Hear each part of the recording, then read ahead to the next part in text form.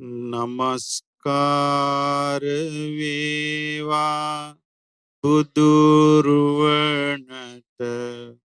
සමදා බුදු හිමි සරණ යමි. නමස්කාර වේවා ධම්රුවනට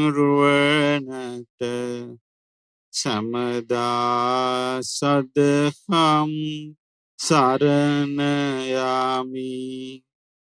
නමස්කාර වේවා සංඝරුවනට සමදා මහා සංඝ සරණ යමි. නමස්කාර වේවා තුනුරුවනට සමදා තිසරණ සරණ යමි. සාදු සාදු සාදු. පින්වතුනි, අද මේ දහම් වැඩසටහනේ අපි ඉගෙන ගන්නේ අපේ ජීවිතයට යහපත උදා කරගන්නට උපකාරී වෙන ධර්මයයි. මනුස්ස ලෝකේ ඉපදිලා අපි තේරෙන වයස එනකොට අපි හැමෝටම දියුණු වෙන්න ඕන කියලා ආසාවක් ඇති වෙනවා නේද? සාමාන්‍යයෙන් මැටි ගෙයක් හදාගෙන ඉන්න එක්කෙනෙකුට මොකක්ද ඇති වෙන ආසාව? ගඩොලින් හොඳට ගෙයක් බැඳ ගන්න. සිමෙන්ති දාලා තියෙන කෙනෙකුට ඇති වෙන ආසාව මොකද්ද? ටයිල් ටිකක් අල්ල ගන්න. සාමාන්‍ය වැසිකිළියක් තියෙන කෙනෙකුට ආසාව මොකද්ද? හොඳට බාත්රූම් කට්ටලයක් දාගෙන අයි කරගන්න. සයිකලේ යන කෙනෙකුට ආසාව මොකද්ද? ඊට වඩා හොඳ වාහනයක් ගන්න. පාරේ තියෙන්නේ නිකම් මැටිනම් ඒ පාර දෙපැත්තේ ඉන්න අයට තියෙන ආසාව මොකද්ද? පාරට තාර දාගන්න. ගමට ලයිට් නැත්තම් තියෙන ආසාව මොකද්ද? ඒකට අපි මොකක් කියලාද කියන්නේ? අපි කියමු දැන් ඒ හැම ගෙවල්ම හොඳට හදලා සිවිලින් ගහලා ටයිල් අල්ලලා වාහනක් තියෙනවා, පාරත් හොඳයි, ලයිට් උත්තරක්. එතකොට අපි මේ පැත්ත මොකක් කියලාද කියන්නේ? දැන් මේ පැත්ත දියුණුවයි. මිනිස්සු ආසයි දියුණු වෙන්න. හැබැයි මරණය මත්තෙත් ඒ වගේ හොඳ තැනකට යන්න ආසාවක් තිබ්බොත් නේද ඒ ආසාව හරි වෙන්නේ. ඒ දැන් ජීවත් වෙලා ඉඳිද්දි දියුණු වෙන්න ආස කෙනා මරුණාට පස්සේ එහෙම ආසාවක් එයාගේ නැත්තම්, මට මරුණාට පස්සේ මීට වඩා හොඳ දියුණුවක් ඇත්නම් හොඳයිනේ. මට මරුණාට පස්සේ මීට වඩා යහපත් විදියට ඉන්න නැත්නම් හොඳයිනේ. මීට වඩා සැපවත් වෙන්න නැත්නම් හොඳයිනේ කියලා කල්පනාවක් ආවොත් ඒ කල්පනාවෙන් එයාට මොකක් ලැබෙවිද? ඒ කිව්වේ දැන් ඔන්න ගෙදර සිමෙන්ති දාලා තියෙන්නේ. එතකොට ඒ අම්මාට හිතෙනවා මේ ගේ ටයිල් අල්ලගත්තොත් හොඳයි. තාපි බැඳගත්තොත් හොඳයි. එතකොට ගේ ටිකක් ලොකු කරලා හදාගත්තොත් හොඳයි. සමහරට ඒ නිසාම එයා ළමයිවත් දාලා, සැමියාවත් දාලා මොකද්ද කරන්නේ? ඔය කොයි හරි රටකට පයින්. පැනලා දහදුක් විදිනවා. ඉඳලා බොහොම අමාරුවෙන් කීයක් හරි හොයාගෙන මෙහෙට එවනවා. එතකොට ඒකෙන් ස්වාමියා ඒ සල්ලි නාස්ති කරන්නේ නැතුව ඒ සල්ලි වලින් ටයිල් අල්ලලා ගේ ලොකු කරලා හදලා ළමයින්ටත් උගන්නලා ඒ අම්මා එන වෙලාවට එහෙම තිබුණොත් ඒ අම්මා ගොඩාක් සතුටු වෙන්නේ නැද්ද? ඒ අම්මා ගොඩාක් සතුටු වෙනවා මගේ උත්සාහය සාර්ථකයි කියලා. ගිහිල්ලා එද්දී පරණ තත්ත්වෙම තිබ්බොත් තවත් ණය තුරුස් වෙලා තිබුණොත් සැමියා පරණ ආදරේ නැතුව හිටියොත් ළමයිනුත් නිකන් විනාශ වෙලා තිබ්බොත් ඒ අම්මා ආවට පස්සේ ඒ අම්මා පිස්සියක් වගේ හැසිරෙවි නේද? මම පිටරට ගිහිල්ලා මම මේ මහන්සි වෙලා වළං හොදලා මේ ඇවිල්ලා මේකද මට ලැබිච්ච තෑග්ග කියලා කල්පනා කරන එක නැද්ද එහෙම? කල්පනා කරાવી. එතකොට මරුණට පස්සේ මිනිස්සෙකුගේ ජීවිතේ මොකද්ද වෙන්නේ කියලා අපි දන්නේ. නමුත් මේකට හොඳ සාධක තියෙනවා. ඉතින් සාධක කීපයක් තමයි අද අපි මේ කතා කරන්න බලාපොරොත්තු වෙන්නේ. අපි කරන දේවල් දැන් අපි මොනවා හරි කරනවා කියමු. අපි කරන දේවල් කවුද අරන් යන්නේ? තමන් අරන් යනවා. තමන් අරන් ගියාට තමන් ඒක අරගෙන යන්නේ කොහේද කියලා තමන් දන්නේ තමන් කරන දේවල් තමන් අරගෙන යන්නේ කොහේද කියලා දන්නේ නැහැ. මේකට හොඳ විස්තරයක් තියෙන කතාව. මේ ඔක්කොම බුදුරජාණන් වහන්සේගේ ධර්මයෙන් අපිට ලැබිච්ච දේවල්. අපි කලින් වතාවේ බුදුරජාණන් වහන්සේගේ දසබල ඥාන තෝරලා දුන්නේ. දැන් මේ කතාවේ අපි ඉගෙන ගන්නේ තමන් කරන දේ තමන් අරගෙන යන හැටි. තමන් කරන දේ තමන් අරගෙන යනවා කියන කාරණේ අපේ හිතට දැඩි ලෙස කාවද්ද ගන්න ඕන එකක්. ඒක බුරුලට ගන්න ඕන එකක් නෙවෙයි. අපි ඒක දැඩි ලෙස කාවද්ද ගත්තොත් අපිට ටික ටික යහපත් දේවල් ගොඩනගා ගන්නට පුළුවන් වේවි. විශාලා මහනුවර අම්බසක්කර කියලා රජෙක් හිටියා. ඔබ දන්නවා විශාලා මහනුවර හිටියේ මිනිසුන්ට අපි නමක් කියනවා. කවුද? ලිච්ඡවි.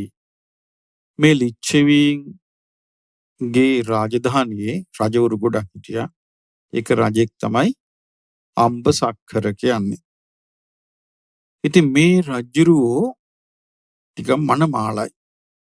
රජකමත් එක්ක මනමාලකමත් ඉහි ගැහුවොත්, එහෙට ගැහුවොත් ලස්සන කෙනෙකුට පාරි බහලා යන්න පුළුවන් වේවිද? බෑ. ආන් ඒක ඒ කාලෙත් උනා. එතකොට ඒ රජුරෝ නගර ප්‍රදක්ෂිනා කරද්දී වැරදීමකින් කාන්තාවකට ජනේලේ තිරේ අයින් කළා බැලුණා. රජුරෝ ඇතා පිටින් ඉඳලා ඔළුව හරවලා බලද්දී මූණට මූණ මක්ුණාද මුලිච්චි වුණා. එතකොට අර ස්ත්‍රියාව ඉක්මනින් තිරේ වැහුවා. රජුරුවන්ගේ හිතේ ෆොටෝ එක වැටුණා. රජුරෝ මාලිගාවට ගිහින් කිව්වා මං ගෑණියක් දැක්කා. බලාපන් බැඳලාද නැද්ද කියලා. ඉතින් සේවකයෝ ගිහින් ඔත්තු හොයාගෙන ඇවිල්ලා කිව්වා බැඳපුවේ කියලා. රජුරෝ ඊට පස්සේ කල්පනා කළා එහෙනම් මිනිහම මරවන්න ඕනේ. ඒ කාලෙත් එහෙම කරනවා ඒවා. ඊට පස්සේ මිනිහට අඬ ගැහුවා. රජුරෝ අඬ ගහලා රාජසේවයට ගත්තා. අරගෙන කිව්වා දැන් මේ රජුරුවන් ඉන්න තැන ඉඳලා යොදුන් 3ක දුරක ප්‍රමාණි පොකුණක් තියෙනවා. යොදුනක් කියන්නේ කිලෝමීටර් 10යි. එතකොට කොච්චර දුරද පොකුණට? කිලෝමීටර් 30යි. රජුරෝ නියෝගයක් දුන්නා අර මිනිහට නුඹ හෙට උදේ ගොහින් අර පොකුණෙන් මල් නෙලාගෙන හවස් වෙන්න කලින් ඔබ වරෙන් නෑ හෙට නෙමෙයි එදා උදේ කතා කරලා කිව්වේ. උදේ කතා කරලා කිව්වේ ඔබ ඵලයන් අර පොකුණට ගිහින් ඔව් මල් නෙලාගෙන නුඹ වරෙන්. ඒ පොකුණ රකුසු අධිග්‍රහිත තැන. මේ බිල්ලට දෙන්නත් එක්කයි මේ පිටත් කරන්නේ. ඊට පස්සේ මෙයා දුවගෙන ගිහිල්ලා ගෙදරටත් ගිහිල්ලා බත් පොඩ්ඩක් කාලා දැන් දිව කිලෝමීටර් 30ක් දුවන්නත් ඕනේ යන්නත් ඕනේ එන්නත් ඕනේ. දැන් අහලා තියෙනවා මේ පොකුණේ යකෙක් ඉන්නවා කියලා. දැන් මෙයා ගිහින් පොකුණ වටේ යනවා බහින් නැතුව. දැන් මලුත් තියෙනවා. යකාට අනුකම්ප හිතුණා. බලන මිනිස්සුයෙකුට නැති ಗುಣ යකුන්ට ඇති වෙනවා. යකා මිනිස්සෙකුගේ 100 කෙනෙකුගේ වෙස්ෙන් ඇවිල්ලා ඇව්වා මොකද ළමයෝ මේ පොකුණුවට ඇවිදින්නේ? අනේ මට මේ මල් කඩා ගන්න විදිහ නැතු සීනා හිටපම් මං කඩා දෙන්නම් කියලා මල් ටික කඩලා දුන්නා. යකාම දුන්න කඩලා. දැන් අරගෙන ආයි දුවගෙන එනවා. එද්දී රජ්ජුරුවෝ කිව්වා මේක ආයි එන්න පුළුවන් වේලාසනේ ගේට්ටුව අහපන් කිව්වා. දැන් මේ තරුණයා මල් ටික අරන් දුවගෙන එද්දී දොරටුපාලය මොකද කරන්නේ? ගේට්ටුව වහපි. දැන් අර මිනිස්සයා කෑ ගහලා අඬන්න ගත්තා. දැන් මට හරි වැඩේ වෙන්නේ මරණ දඬුවම් දෙවි. මට ගේට්ටුව වහන්න ඉස්සෙල්ලා එන්න කිව්වා. දැන් ඔන්න මං ආවා. මෙතන සාකිකාරයෝ හැටියට බලද්දි මෙයා අපූර්ව දෙයක් දැක්කා. මිනිස්සෙක් ඉන්නවා ඒ කිට්ටුවෙන් උල හින්දලා. උල තියාපු මිනිස්සෙක් ඉන්නවා. ඒ මිනිස්සයා කෙඳිරි ගගා ඉන්නවා. මෙයා ගියා ඒ උල තියෙන මිනිස්සයා ගාවට. ගිහිල්ලා කිව්වා මේ ඕයි මම මේ අරගෙන ආව නෙළුම් මල් ටික. මල් ටික ගෙනාවා තමුසේ සාක්ෂි. එතකොට මේ මිනිස්සයා කියනවා මම මේ දැන් මැරෙවිදයි දන්නේ. මාව සාක්ෂිකාරයෙක් කරන්න එපා. අමනුෂ්‍යෙක් කෙනවා මෙතනට. ඒ අමනුෂ්‍යාව සාක්ෂිකාරයෙක් කරාපන් කිව්වා. එතකොට මෙයා එතන ඉඳලා හිටියා. කවුද අර මිනිස්සයා? දැන් ගේට්ටුව අහලා දැන් හෙට තමයි උදේ දඬුවම් ලැබෙන්නේ. යන්නේ නැතුව හිටියා. එතකොට රාත්‍රී වෙද්දී මේ අමනුෂ්‍යෙක් කෙනවා මේ සුදු පාට වාහනයක ගොන් වාහනයක නැගලා අමනුෂ්‍යෙක් කෙනවා. ඇවිල්ලා ආපු ගමන් අර උල ඉන්න මිනිස්සයාට කියනවා දැම්ම මැරෙන්න එපා. ජීවත් වෙයන් කියනවා. කාටද කියන්නේ? උල ඉන්න මිනිස්සයාට කියන්නේ. එතකොට උල ඉන්න මිනිස්සයා කිව්වා මේ මෙතන මිනිහෙකුත් ඉන්නවා. මේ මිනිහා ගැනත් බලාපන් කිව්වා. එතකොට මේ මිනිස්සයා කිව්වා අනේ මාවත් දැන් හෙට මරණයට නියම වෙනවා. මම මේ වරදක් කොලේ නෑ. මට මෙහෙම රාජානක් ලැබුණා මල් අරගෙන එන්න කියලා. මං වෙලාවට ආවා. නමුත් ගේට්ටු වැව්වා. මගේ යතේ වරදක් නෑ කියලා. අනේ දේවතාවුන් වහන්සේ සාක්ෂියක් හැටියට කියනවාද තමුන්වහන්සේ මේක කියලා ඇහුවා. හාය කිව්වා. එතනම හිටියා. උදේ ගේට්ටුවේ රජුරණ හරි සන්තෝෂයි. දැන් ගේට්ටුවේ ඇරියා. ආවර ඇතුළට කිව්වා. ගත්තා. මේක මරන්න දාපන් කිව්වා මේක රජානා කඩ කළා. කො නෑ මං රජාන් කඩ කළේ නෑ. මං වෙලාවට ආවා. මං වෙලාවට ආපු බවට සාක්ෂිකාරයෝ ඉන්නවා කිව්වා. කවුද කියලා සාක්ෂිකාරයෝ? සාක්ෂිකාරයෙක් ඉන්නවා යා මිනිස්සෙක් නෙවෙයි කිව්වා. රජුරු ටිකක් එතකොට තක්කමුක්කු වුණා. රජුරු ඇහුවා කවුද ඔබගේ සාක්ෂිකාරයා? මිනිස්සෙ නෝනෙක. ඊට පස්සේ කිව්වා අර උල හිඳලා වැරදිකාරයෙක් ඉන්නවා. එයා ගාවට අමනුස්සෙක් එනවා. ඇවිල්ලා කියනවා මැරෙන්න නම් එපා ජීවත් වෙයන් කියලා කියනවා. අන්න එයා තමයි සාක්ෂිකාරයා කිව්වා. එතකොට රජුරු කොහොමද එතකොට මේ සාක්ෂිකාරයා මං මුණ ගැහෙන්නේ? රැට කිව්වා. එහෙනම් හිටපන් කියලා මෙයාව තිර කළා. රෑ වුණා. මේ පුත්කලයාවත් අරගෙන රජුරු ගියා. අර උඩ ඉඳන මිනිස්සයා ගාවට ගිහින් ඉන්නවා. දැන් උන්න අර අමනුෂ්‍යයා එතනට එනවා. ඇවිල්ලා කියනවා ජීවත් වෙයන්. ජීවිතයමයි ශ්‍රේෂ්ඨ. එතන ඉඳලා තමයි මේ പ്രേත වස්තුවේ විස්තරය තියෙන්නේ. එතකොට මේ අම්බසක්කර කියන රජුරෝ ගිහිල්ලා අර උලහිඳවපු මිනිස්සු දිහා බලාගෙන කියනවා මේ පුද්ගලයාට නිින්දක් නැහැ. වාඩි වීමක් නැහැ. ඇවිදීමක් නැහැ. යෑමක් නැහැ. ආහාර පාන ගැනීමක් නැහැ. මෙයාට උදව් කරන්න කවුරුත් නැහැ. මේ පුද්ගලයා මනුස්ස ලෝකේ ඉන්නේදී ඕනතරම් නෑදෑයෝ හිටියා. මිත්‍රයෝ හිටියා. දැන් ඒ කවුරුත් නැහැ. ජනයා විසින් මේ පුද්ගලයාව අත්හැරලා දාලා ඒ කවුරු බයනේ කියන්නේ මේ අපේ කෙනෙක් කියලා. ධනින් පිරිහුණු කෙනෙකුට යාළුවෝ නැහැ. විනාශයට පත්වෙච්ච ගමන් මිතුරන්ට දැනගන්න ලැබුණාද මෙයා කරදරේ වැටුණා කියලා. එදාට මිතුරුත් නෑ. ඒගොල්ලෝ ඔක්කොම යාව අත්හරිනවා. යමෙකුට සල්ලි භාගේ තිබුණා කියලා එයාට ධනෙ ලැබුණා කියලා ආරංචි වෙච්ච ගමන් මිතුරෝ ඕන තරම් පිරිවරාගෙන ඉන්නවා. ධන සම්පත් වලින් දියුණු වුණ අයට ඕනෑ තරම් යාළුවෝ ඉන්නවා. දැන් මේ ප්‍රකාශ කරන්නේ අවුරුදු 2500කට කලින්. එතකොට ඒක අදටත් වළංගු නැද්ද? අදටත් මනුෂ්‍ය ස්වභාවයේ ඒ ගතිය තියෙනවා. සියලු සම්පත් වලින් පිරිහිලා හීන බවට පත් වුණාට පස්සේ දුකෙන් ඉන්න තියෙන්නේ. ලේ වැකුණු ශරීරයක් ඇතුව තමන්ගේ ශරීරයේ ඇතුළාන්තයේ කැඩී බිඳී යද්දී මේ ජීවත් වෙන්නේ තනාග රැඳුන පිනිබිඳුවක් වගේ. මේ ජීවිතේ උදේ හවස රෑ කියලා කතාවක් නෑ, කොයි වෙලාවෙද දන්නේ නෑ. ඉතින් අහනවා, රජුරු අහනවා, එම්බල මේ ඉන්න පුද්ගලයා බොහොම දරුණු දුකකට පත් වෙලා ඉන්නේ. කොහොඹ උලක තමයි නග්ගලා තියෙන්නේ. එතකොට ඇයි ජීවත් වෙයන් ජීවිතේමයි ශ්‍රේෂ්ඨ එහෙම කියන්නේ ඇයි කියලා ඇහුවා. අර භූතයා අයල් රජුරවන්ට කියනවා, රජතුමනි මේ ඉන්න පුද්ගලයා මගේ ලේ ඥාතියෙක් කියලා. ඒ කතන්දරේ මෙහෙමයි. දැන් මේ උල ඉඳලා ඉන්නේ බෑනා. එතකොට මේ භූතයා වෙලා ඉන්නේ මාමා. එතකොට මාමා විශාලා මහනුවර කඩයක් කළා. කඩයක් කරද්දී ඒ කඩේ ඉස්සරහා පාරේ වතුර වල. ඒ කාලේ ඉතින් මැටි පාරවල්නේ.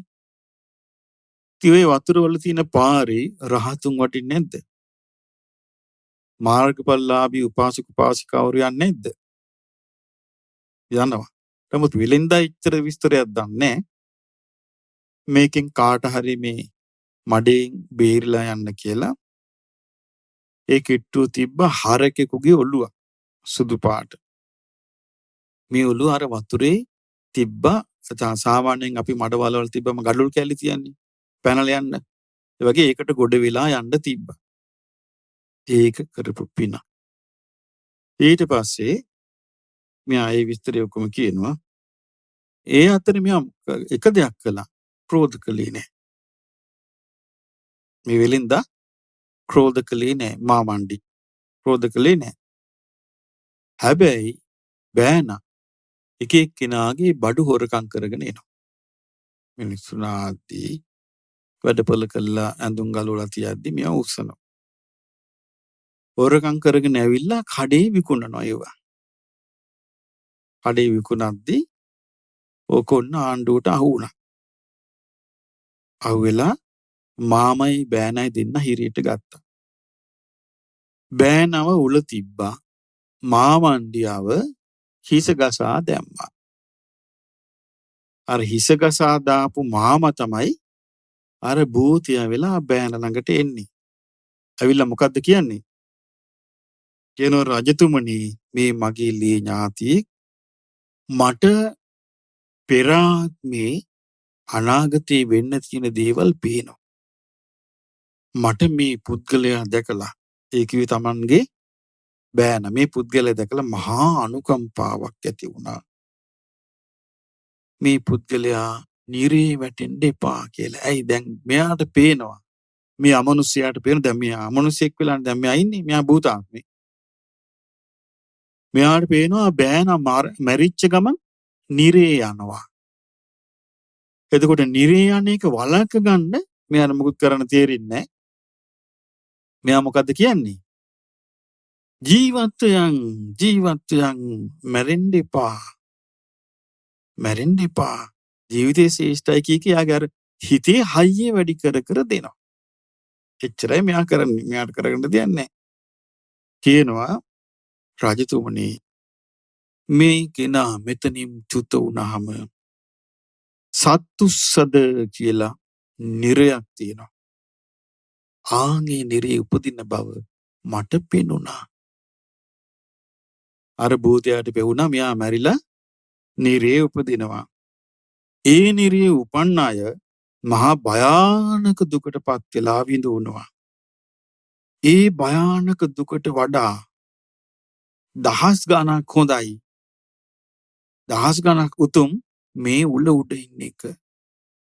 අර නිරේට ගිහිල්ලා භයානක දුක් විඳිනවට වඩා මේ උඩ ඉන්න විඳිල්ල හොඳයි. මේක සැපයක්. එහෙම කිව්වා. ඊට පස්සේ කියනවා රජතුමනි දැන් මේ රජුරන්ට මේක මෙයා කියන්නේ හොරෙන්. දැන් මේක ඇහෙන්නේ අර උලේ ඉන්න කෙනාට කියන රජතුමනි මම මේක තමුන්නාසයට මේ පැත්තකට අඬ ගහලා මේ කියන්නේ. මොකද මේ කතාව මුන්දට ආරංචි වුණොත් දැනගත්තොත් මුන්ද දැන් මැරෙනවා කිව්වා. එයි බය වෙච්ච එක මම මැරෙනවනේ. දැන් මැරෙනවා කිව්වා මේක දැනගත්තොත්. මම මේ රැක ගන්න හදන්නේ මේ මිනිස්යාගේ පණකෙන්ද මොකකින් වළක්ව ගන්නද? නිරේට යන්නේ එකකින් වළක්ව ගන්නයි. ඊට පස්සේ රජුරෝ කියනවා හොඳයි. මම මේ පුරුෂයාගේ අනාගතෙත් දැන් ඔබෙන් තේරුම් ගත්තා. මම ඒ ගැන සතුටුයි. හැබැයි මම කැමති තවත් විස්තර අහන්න. අපි මේක අහනවා කියලා ඔහේ අමනාප වෙන්න එපා. රජුරෝ කාටද මේ කියන්නේ? භූතයාට කිව්වා. එතකොට භූතයා කියනවා මෙහෙම. මගේ හිතේ දැඩි ප්‍රතිඥාවක් තිබ්බා. පැහැදිලා නැති කෙනෙක්ට මම මේවා කියන්නේ නෑ කියලා. හැබැයි දැන් අකමැති වුණත් මම ඒකට ඔබ දැන් මගේ කතාව විශ්වාස කරනවා. ඒ නිසා කැමති දෙයක් අහන්න මං තේරෙනවා නම් කියන්න. ඊට පස්සේ අහනවා රජුරෝ කියනවා මම මේ ඇස් දෙකෙන් දැකලා මේක මං කොහොමද මේක ප්‍රතික්ෂේප කරන්නේ? මම මේ ඇස් දෙකෙන් පෙනිච්ච දේ මං කොහොමද මේක නැතේ කියන්නේ? ඔබ මේ සුදු අස්වැයන් යෙදූ අලංකාර රථයකින් මේ ආවේ. එතකොට මේ අద్භූත වාහනයක් ඔබ පාවිච්චි කරනවා. ඔබට ඇයි ලැබුණේ මෙහෙම? එතකොට කියනවා රජතුමනි මගේ කඩේ ඉස්සරහා මඩවලක් තිබ්බා. මම මේ මඩවලෙන් කවුරු හරි කෙනෙක් සුවසේ යන්න කියලා සුදු වෙලා ගිය ගවයෙකුගේ හිස් කබලකින් මේ මඩවල එතන තිබ්බ මිනිසුන්ට පැනලා යන්න. ගෙවල් ඉස්සරහා කොච්චර මඩවලවල් තියනවාද හැබැයි. කටුපඳුරු පාරට වැටිලා කොච්චර තියෙනවද? කවුරු වගක්වත් තියනවද? ඔක අස් කරන්න බැරිද ගෙදර අයට? අනේ සුවසේ මේ මිනිස්සු යත්වා. දැන් බලන්න අද අපේ කල්පනා කොච්චර වෙනස්ද? ඒව ආණ්ඩුවෙන් කරන්නේවනේ. අපි මොකටද ඒකට අත දාන්නේ? එහෙම කල්පනා කරනවද නැද්ද අපි? කල්පනා කරනවා. පින රැස් කරන ආණ්ඩුවෙන් ඒක තමන් කරගන්න පින. දැන් මේ මිනිස්සයා මේම කල්පනා කරලා අර පොඩි එක කළේ. එයා කියනවා එතකොට ඒ හිස් කබලට පය තියලා තමයි අපිත් අනිත් ඒ පාරේ ගියේ. ඊට පස්සේ මේ භූතයම මේ ආස්ස කරත්තේ පෙන්නනවා. මේ බලන්න මේක හරිය ලස්සනයි නෝ. මේ විපාකේ ඒකට ලැබුණු එකක්. මේ කාලේ නම් එහෙම ලැබෙන එකක් නෑ. ඉතින් මේ කාලේ රහතුන් කොහෙද පාරවල් යන්නේ? මාර්ගඵලලාභින් කොහෙද යන්නේ? රටටම බැඳ යන අය ඉන්නේ පාරේ. අනුංග දේවල් දැකලා හූල්ල අරුන්ට හටි ගින් තියෙන හැටි නෙදකින්. එහෙම කියන යන්නේ. ඉරිසියා කරපු කෙනෙකුට ඉරිසියාව වැඩ කරන්නේ කොහෙද? හිතේ. හරි. හිත වැඩ කරන්නේ කොහෙද? ඇසේ. හිත වැඩ කරන්නේ කනේ. නාසයේ, දිවේ. ඉරිසියාව හිතේ තියෙන එක්කෙනාගේ ඒ හිත වැඩ කරන්නේ ඇස, කන, නාසය, දිවකය, මනසේ. ඉරිසියාව ඇසේ වැඩ කරනකොට මොකද වෙන්නේ? මිනිස්සෙක් එක වලල්ලක් දාලා යනකොට ඉරිසියාකාරයාට පේන්නේ කොහොමද? අර පෙරේතියක් ඒ තමන්ගේ ඥාතියාට ඉරිසියා කරපේටි මට අහන්න ලැබුණා. ඒ පෙරේත කියනවා අපේ අරකී මේ වලලු කරේ හිටන් මේ මුදුනට වලලු පුරවලා කියනවා. අතේ එක වලල්ලයි දාගෙන ඉන්නේ. ඉරිසියාව එක්කිනාට ඇහැට පේන්නේ කොහමද? ගොඩාක් මෙහෙම පුරෝගන කියනවා. අර එක මාළේ. දැක්කද ඇහැට පේන විදිය? ඉරිසියා කරන කෙනෙකුට ඇහැට පේන විදිය කොහොමද? කොයිට හරි සෙනගෙනන සූ ගහලා යනවා. ලක්ෂ ගණන් යනවා. 10-15 දෙනෙක් යනවා ඇත්තේ. එහෙම කියනව අහලා නැද්ද මිනිස්සු? ආන්ගේ ඉරිසියාකාර ඇස. එහෙම පේන්නේ. ඉතින් ඒක කියනවා ඒකේ ගවපට්ටියේ මේ පොයට එක පැටියෙක් පැටව ගහනවා. ඊළඟ පොයට තව පැටියෙක් පැට. මෙහි ඉඳලා අර කොනට ගව පැටව. එහෙම නෑ හරප්පටි ලංකාවේ. ඒ මොකද්ද? අර ස්ත්‍රිය බලපු විදිය. එතකොට කවුරු හරි ගියක් හදන බලන්න ඉපේ අර හදන ගී විශාල මහා ගෙවල්. එහෙමනේ කියන්නේ. අහලා නැද්ද එහෙම කියන මිනිස්සු ගැන? ඒ ඇහි වැඩ කරන්නේ ඉරිසියාව. ඉරිසියාව වැඩ කරන්නේ. දැන් එතකොට ඒ ඉරිසියාව කනෙත් වැඩ කරනවා. කනේ වැඩ කරනකොට අහන්න බෑ. තව කෙනෙකුගේ දියුණුව අහන්න බෑ. ඒක අහන්නේ නැහැ. දැන් ඉරිසියාව හොඳටම වැඩ කරනකොට ගොඩනැගිල්ල දිහාවත් බලන්නේ. අපි කිව්ව අකමැති කෙනෙක් ලස්සන ගියක් හදලා තියනවා කියලා. ඒක දිහා බලන්නේ. ආක බලා ගන්න. මගුල් ගියක් තියනවා කියමු. තමන් අසතුටු කෙනෙකුගේ ගෙදරක එදාට එයා යනවා මේ නෑදෑයගේ ඈතට යනවා. ගමේවත් ඉන්නේ නැහැ. ඇයි හේතුව? පේනවා ලස්සනට ඇඳගෙන මිනිස්සු යනවා පේනවා. ස්පීකර් දානවා. සද්ද ඇහෙනවා. ඊළඟ රතිඤ්ඤාපත්තු කරනවා. ඉතින් කන් වහගන්නේ යනවා ඈත ගම් දාලා යනවා එතකොට. අදත් මේවා මිනිස්සු තුල එහෙම ඉරිසියාව වැඩ කරනවා. ක්‍රෝධෙත් එහෙමයි. ක්‍රෝධය වැඩ කරන්නේ කොහොමද? අපි කියමු බැරි වෙලාවත් ඒ තමන් ක්‍රෝධ කරන පුද්ගලයා අසනීපකින් කැස්සා. පාරයක් කහිනකොට සෙම ආවා. එතකොට කාරලා පැත්තකට කෙල ගැහුවා. දැන් මෙයා බලන් අරකි දැක්කනේ. මං දැකපු වෙලාවේ මට කාරලා කෙල ගැහුවා. කාටවත් කියපු එකක් බෙදාගන්නේ කාටද? තමන්ට. අන්න ක්‍රෝධය. ක්‍රෝධයේ ස්වභාවය තමයි වෙන කෙනෙකුට කියන එකක් එක්ක වෙන කෙනෙකුටවත් නෙමෙයි නිකන් කියන එකක් තමන්ට බෙදා ගන්නවා. මේ මටයි කිව්වේ. මේ මං ගැනයි කියන්නේ. මේ මට පහර දෙන්නයි මේ කලේ. මේ මට හිංසා කරන්නයි මේක කරන්නේ. මේ මට ගරහන්නයි කෙල්ල ගැහුවේ කියලා අර කියන ඔක්කොම තමන්ගේ පිඟානට බෙදා ගන්නවා. මේක තමයි ක්‍රෝධයේ හැටි. ක්‍රෝධයත් ඇහැයි වැඩ කරනවා. ක්‍රෝධය කනේ වැඩ කරනවා. නාසයේ වැඩ කරනවා. දිවේ වැඩ කරනවා. කයේ වැඩ කරනවා. හිතේ වැඩ කරනවා. මොකක් හරි ස්වභාවික දෙයක් වුණත් හිතන්නේ නෑ මේ කරෝලා ගහක් මැරුණා. මේ අරු මොනවා හරි කළා මේ ගහට. එහෙම තමයි බලන්නේ. ඒ අර ක්‍රෝධය එක්කෙනාට ක්‍රෝධය ඉතින් බැහැර කරන කම්ම මොනවා කළත් පේන්නේ තමන්ට කරනවා කියලා. ඊර්ෂ්‍යාකාර කෙනාට අර විදියට පේ. එතකොට මේ පේන දෙයින් යාට බොහෝ පව් රැස් වෙනවා. ඉතින් මේ රජුරු අහනවා එම්බල දෙවිය නුඹ මහානුභාව සම්පන්නයි. නුඹේ ශරීරේ බබලනවන්නේ. නුඹේ ශරීරයෙන් සුවඳක් එනවා.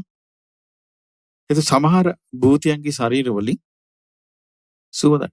ඔබ අහලා නැද්ද සමහරු කියනවා මෙහෙමයි පිච්ච මල් සුවඳක් ආවා. මේ මම බුදුන් වැඳ ඉන්නකොට පිච්ච මල් සුවඳක් ආවා. මගේ ළඟින් සුවඳක් ගියා කියලා කියනවනේ. ඔබ දිව්‍ය 이르දියක් ලැබලා වගේ කියලා මේ රජුරෝ කියනවා. එයා කියනවා "ඔය ඉතින් මං ක්‍රෝධ කළේ නෑනේ. මොකද ඒකට හේතුව? ක්‍රෝධ නොකිරීම. ක්‍රෝධ සිත නැතුව සිටීම. මං ක්‍රෝධ කළේ නෑ කියන මනස ලෝකෙදී. මේ මුදලාලි කඩේ හැමතිස්සෙම මං ගත කළේ පහන් සිටින්. මං මිනිස්සෙන්ට නපුරු වචන කිව්වේ නෑ. මම බොහොම සුන්දර මිහිරි වචන වලින් කතා කළේ කියනවා. හැබැයි අදටත් සමහර වෙළඳ මහත්තුරු එහෙම අය නැද්ද? ඉන්නවා. වෛද්‍යවරු එහෙම අය නැද්ද? බොහොම කාරුණිකව කතා කරන අය ඉන්නවා. බොහොම කාරුණිකව කඩේට බඩු ගන්න එන අයත් එක්ක ආදරෙන් කතා කරන අය ඉන්නවා. කියන මම බොහොම මිහිරි වචන කතා කළේ. මම බොහොම පහන් සිතින් වාසය කළේ. එහෙම මිහිරි වචන කතා කරමින් රසාවල් කරන අය ඉන්නවා. මගේ මේ ශරීරයේ මේ සුවඳ විහිදෙන්නේ මගේ ශරීරයෙන් රැස් වී දෙන්නේ ඒ නිසා. බලන්න යා දැනගෙන හිටපු එකක් නෙමෙයි මේක. මොකද යා වෙලෙන්දේ. හැබැයි මේකෙන් තේරෙන මේ වෙලෙන්දට මනුස්සකම් හොඳ ගතිගුණ තිබිලා තියෙනවා. එතකොට අහනවා හරි ඒ වුණාට ඔබේ ශරීරයේ වහගන්න එක නූල් පොටක් නැහනේ. ඔබ ඉන්නේ නිර්වත්වනේ. එතකොට මේ භූතයාට ඇඳුන්නේ. භූතයා නිර්වත් වෙන්නේ. එතකොට මෙයා කියනවා ඔව් ඒක මගෙන් වෙච්ච වැරද්දක්. යාළුවන් නාද්දී මං ඒගොල්ලන්ගේ වස්ත්‍ර හංගනවා. මං ඒක කළේ චෙල්ලමට. මං ඒක කළේ විහිළුවට. නමුත් ඒ නිසා මං දැන් දුක් විඳිනවා. බලන්න විහිළුවට කරපු දේ මං දැන් දුක් විඳිනවා. ඊට පස්සේ කියනවා මේ කතාව සත්පුරුෂයෝ කියලා තියෙනවා නොවේ. ඒ භූතයා කියන්නේ සෙල්ලමට හරි පවක් කළොත් ඒකේ විපාක වලට මුහුණ දෙන්න වෙනවා අය කියලා. සත්පුරුෂයෝ කියලා තියෙනවානේ. ඉතින් මෙයා කියනවා දැන් බලන්න රජතුමනි මේ සෙල්ලමට කරපු එකෙන් මම මෙහෙම විඳවනවා නම් අබහින් කරන්නේ වට කොහොමද? සෙල්ලමට කරපු වැඩෙන් මම මෙහෙම පවක් විඳවනවා නම් අබහින් කරන එකට කොච්චරම් දරුණු වේවිද? ඊට පස්සේ කියනවා යම් පුද්ගලෙක් දූෂිත වූ අදහස් වලින් යුක්තව මොන අදහස් වලින්ද? දූෂිත කියන්නේ මොනද? අර කියපු ඊර්ෂ්‍යාව මිශ්‍ර වෙච්ච, ක්‍රෝධය මිශ්‍ර වෙච්ච, වෛරය මිශ්‍ර වෙච්ච ඊර්ෂ්‍යාවක් තියෙන කෙනෙකුට ගොඩනැගිල්ලක් බලනවා දකින්න ආස නැහැ. යම් තැනකට සෙනග යනවා දකින්න කැමති නැහැ. පිරිසක් තව කෙනෙකුගේ ಗುಣ කියනවා අහන්න කැමති නැහැ. එතකොට ඒ දූෂිත සිත. ඒ වගේ දූෂිත සිත් වලින් යුතු අය කයින් වචනෙන් අපිරිසිදු දේ, දූෂිත දේ කරනවා නම් ආයේ සැකයක් නැහැ. මරණය මත්තේ නිරේ තමයි කියන්නේ. ඊට පස්සේ මේ පෙරේතයා කියනවා මේ භූතයා සුගතියේ උපදින්න ආස කරන අය ඉන්නවා. අද මිනිස්යාගෙන් වෙන ලොකු වැරද්දක් මම දකින්නේ සුගතියට ගරහනවා. දුගතියට ගරහන්නේ නැහනේ. දැන් සාමාන්‍යයෙන් ගරහන්න ඕනේ මොකේද? දුගතියට. මම නම් කැමති නෑ ওই නිරේ උපදින්න. මම නම් කැමති නෑ പ്രേත ලෝකේ උපදින්න. සතර ආපත් මම නම් ඒක නෙමෙයි කියන්නේ. මම නම් කැමති නෑ දෙවියන් අතර උපදින්න. එහෙමනේ කියන්නේ. මම නම් කැමති නෑ දෙවියන් අතර උපදින්න කියනවා. අර සතර ආවේ උපදින එක ගැන වගක් නැහැ නිස්සද්දයි කියන්නේ. කියන්න ඕනේ එහෙම නෙමෙයිනේ. මම නම් කැමති නෑ නිරේ යන්න. මම නම් කැමති නෑ සතර අපාය යන්න. එහෙම නෙමෙයි අද ආච්චිලා සීයලා කොලිපෙට්ටව හිටන් කියන්නේ. මොකද්ද කියන්නේ? දෙවියන් අතර නම් යන්න කැමති නෑ කියනවා. ඔය සැප විඳින නෙමෙයි අපි මේ ධර්මය ඉගෙන ගන්න කියනවා. කියලා ගරහනවා. ඒයි බුදුරජාණන් වහන්සේත් වර්ණනා කරපු එකක් සුගතිය කියන්නේ. උන්වහන්සේ සුගතිය සම්බන්ධයෙන් ගරහලා තියෙන්නේ රහත් වෙන්න පීන තියෙන කෙනාට උනන්දු කරවන්නයි. පොදු වශයෙන් උන්වහන්සේ සුගතිය වර්ණනා කළා, ප්‍රශංසා කළා. රහත් වෙන්න පින තියෙන කෙනාව ඒකේ රැඳෙවි නැහැ. ඉතින් මේ සුගතිය උපදින්න ආස කරන, සුගතිය ප්‍රාර්ථනා කරන අය ඉන්නවා. ඒ උදවිය දන් දෙන්න ආසයි. දානි දෙන්න කැමති. දානෙට ඇලුම් කරනවා. ඊට පස්සේ කියනවා අනිත් අයට උදව් උපකාරත් කරනවා. දානෙත් දෙනවා, අනිත් අයට උදව් උපකාර කරනවා. ඒ අය කය බිදී මරුණාට පස්සේ සැකයක් නැහැ. උපදින්නේ සුගතියේ කියනවා. එතකොට රජ්ජුරුව අහනවා පේරිතයාගෙන් රජ්ජුරුවන්ට ටිකක් මොලේ තියෙන බව පේනවා. දැන් ඔබ අපට පින් පව් ගැන කිව්වා නෝයි. මම මේක කොහොමද විශ්වාස කරන්නේ? ඇයි මේ පින් කරපු අය සුගතිය උපදිනවා. පව් කරපු අය නිරේ උපදිනවා. මම කොහොමද විශ්වාස කරන්නේ? පව්වල මේ විපාක තියෙනවා කියලා මම මොකක්ද දැකලාද ඕක විශ්වාස කරන්නේ? අනික ඕක මට විශ්වාස කරවන්නේ කවුද? එතකොට මෙයා කියනවා මේ භූතයා කියනවා මේ අහගන්න. පින්වල විපාක පව්වල විපාක මේකයි කියලා එක්ක අහලා දැනගන්න. දකින්න ලැබෙන්නේ නැත්තම් අහලා දැනගන්න. මොකද මේ පින්පව් කියලා එකක් නැත්තම් දුගතිය සුගතිය කියලා එකක් නැහැ. එතකොට සුගතියයි දුගතියයි කියලා එකක් තියෙන්නේ මේ පින්පව් කියලා එකක් තියෙන නිසා මේ මිනිස්යන් අතර වෙනස්කමක් තියෙන්නේ පින්පව් තියෙන නිසා කියනවා. එතකොට එයා කියනවා දැන් බලන්න මං විසින් කරගත්තු ලොකු පිනක් මට නැහැ. මේ භූතයා කියන්නේ එයා ලොකු පිනක් කරපු කෙනෙක් නෙමෙයි. ක්‍රෝධ නැතුව හිටියා, තරහ නැතුව හිටියා, ආදරෙන් කතා බස් කළා. අර එක හොඳ හිතක් තිබිච්ච කෙනෙක්. මං කරගත්තු ලොකු විශේෂ පිනක් නැහැ. ඒ වගේ මං රෙදි පිලි, සේනාසන, ආහාර පාන ආදී කවුරු හරි දීලා මට පින් දෙනවා නම් එහෙම කෙනෙකුත් නැහැ. දැන් බලන්න මං නූල් පුටක්වත් නැතුව මේ විඳවන්නේ කිව්වා. එතකොට රජ්ජුරු අහනවා එහෙනම් එම්බා භූතය ඔබට මේ වස්ත්‍ර ලැබෙනවා නම් මේ වස්ත්‍ර ලැබෙන්න පිළිවෙලක් මට කියන්න. මං එතකොට ඒක කරලා දෙන්නම්. මං මේ ඔහේ කියන වචනේ මං දැන් විශ්වාස කරනවා. එතකොට කියනවා එහෙනම් බොහොම හොඳයි අදහස. මේ ළඟ පාත ඉන්නවා හොඳ භික්ෂුවක්. කියනවා උන්වහන්සේගේ නම කප්පින. මේ කවුද එතකොට ඉන්නේ? කප්පින මහරහතන් වහන්සේ. උන්වහන්සේ හැමතිස්සෙම භාවනාවෙන් ඉන්නවා. හරි සීලවන්තයි. උන්වහන්සේට කෙලෙස් වලින් එන දුක් මොකවත් නැහැ. ඒ කියන්නේ මොකද්ද? නිකලෙස්. උන්වහන්සේ රහතන් වහන්සේ නම. ඉඳුරන් රැකගෙන ඉන්නවා. ශික්ෂාපදවල හොඳට හික්මෙනවා. උන්වහන්සේ නිවි සැනසුණු කෙනෙක්. උන්වහන්සේගේ ගතිගුණ හරි මොළොක්. මේ බලන්න මේ භූතය දන්න දේවල් මේ කියන්නේ. උන්වහන්සේගේ ගතිගුණ හරි මොළොක්. උන්වහන්සේ යහපත දන් දෙනවා. උන්වහන්සේ දන් දෙන්නේ මොකක්ද? යහපත දන් දෙනවා. යහපත දන් දෙනවා කියන්නේ මොකද්ද? ධර්මය කියනවා. සොඳුරු වචන කියනවා. උන්වහන්සේ සියුමැලි වචන කියනවා. හොඳට බණ දන්නවා. අවබෝධයෙන්ම කතා කරනවා. පින් කෙත. උන්වහන්සේ දෙවියන්ගේ මිනිසුන්ගේ පූජාවන්ට සුදුසුයි. උන්වහන්සේගේ ගුණ දැන් ඔක්කොම කියන්නේ. උන්වහන්සේ හරි සාන්තයි. උන්වහන්සේ තුල කිසි දුකක් නැහැ. ආශාවක් නැහැ. උන්වහන්සේ කෙලෙස් හුල් ඉවත් කරලා ඉන්නේ. මමත්වයක් නැහැ. අවංකයි. උන්වහන්සේගේ කෙලෙස් ගැන සිටිවිලි නැහැ. ත්‍රිවිද්‍යාවම ලබලා නෝනින් බබලනවා. හැබැයි ඒ බව මිනිස්සු එච්චර දන්නේ නැහැ. උන්වහන්සේ එහෙම කෙනෙක් කියලා මිනිස්සු දන්නේ නැහැ. මිනිස්සු උන්වහන්සේව දැක්කත් පිළිගන්න එකකුත් නැහැ. ඒ කියන්නේ උන්වහන්සේ බැලූ බැල්මට පේන්නේ නැහැ. හැබැයි වජ්ජිදේශයේ සමහරුන් උන්වහන්සේ ගැන කතා කරන්නේ මුනිවරයෙක් කියලායි. මේ ලෝකේ ඉන්නේ භූතයෝ යක්ෂයෝ නම් උන්වහන්සේ ගැන හරියට ගුණ කියනවා.